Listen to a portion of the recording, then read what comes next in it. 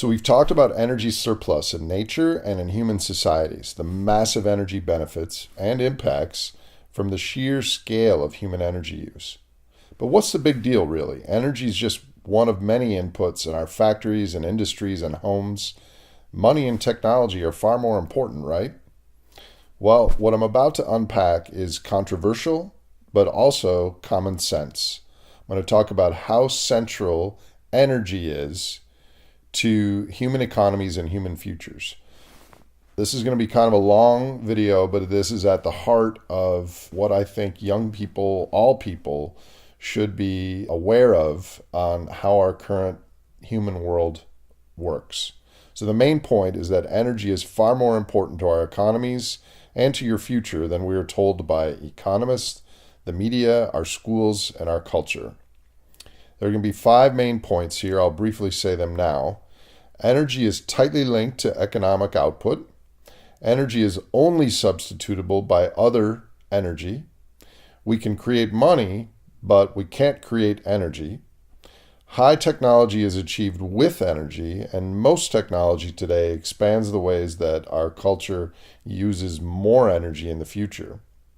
And finally, modern economic theory has not incorporated these points. Therefore, neither do our institutions, our leaders, our policies, or our plans. This is the standard economic view according to economists. Under the standard circular economic model, firms create products which are demanded by households who exchange money for products. The money goes back to the firms, they make new products, and it works this way in a continuous virtuous circle. Under this model, economic production is only a function of capital and labor. Energy is merely one commodity, assumed to always be available or substitutable with other inputs, and the physical basis of economic activity is largely ignored. Okay, point number 1. Energy and economic output are and will remain tightly linked. Let's unpack this. Though consumers pay for goods with dollars, the creating, producing, and delivering of them requires energy. Look around you. Nearly every possession you own, every appliance you use, food and beverages you consume, the walls and foundation of your home or your dorm room, and the roads and utilities which support all that, the power, the entertainment, the communications infrastructure, are all manifestations of a fire somewhere now or in the recent past. And that fire was the result of burning of some fossil carbon or hydrocarbon. When any of these things in our world break down or need repair, we need energy to maintain and fix them. Everything we have previously built is constantly falling apart.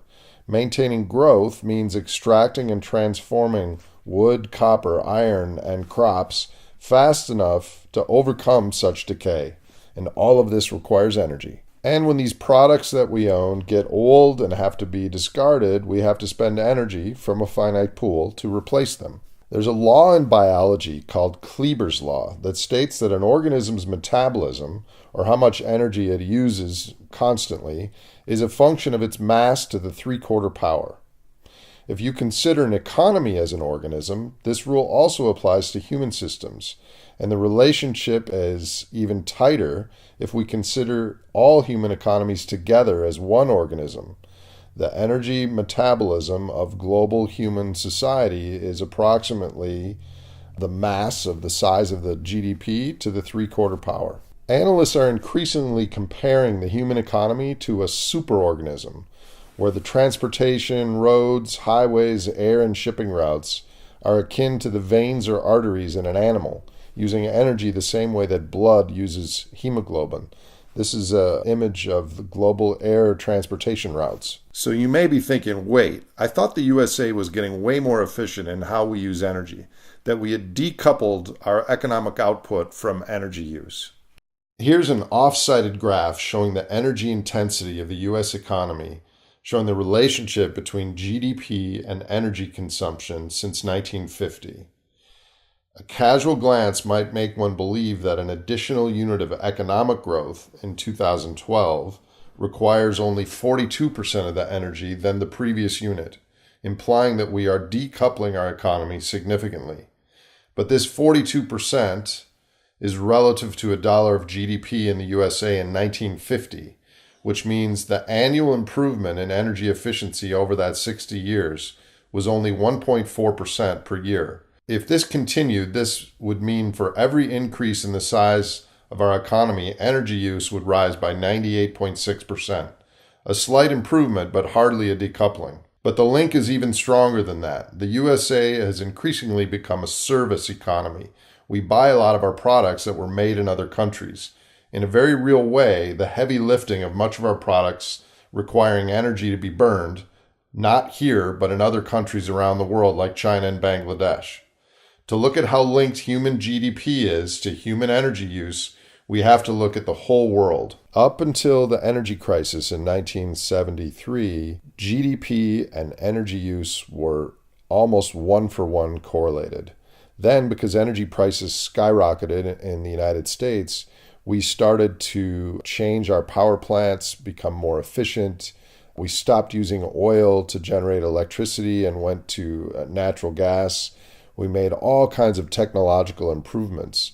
So from 1973 to 2000, we improved our annual rate of energy use by 1% a year, meaning we were still 99% correlated.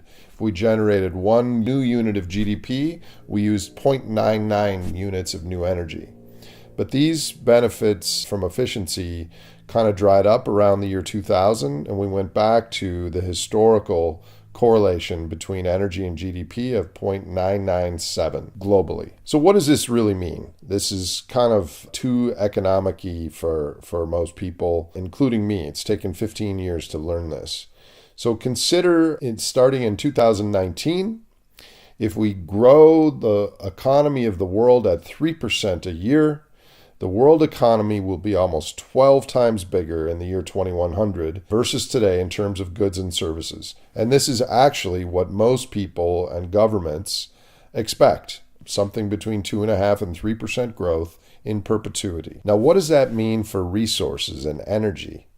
Well, if we use the best historical period for annual energy efficiency improvements of that 1% a year from 1973 to 2000, then global energy use would go up 500% from today if the economy did grow at 3% by the year 2100. But if we use the longer-term historical relationship between energy and GDP, or the relationship between after the year 2000 to around 2012 of 0.3% of improvement per year, then the energy use in the year 2100 will be 900% of today's.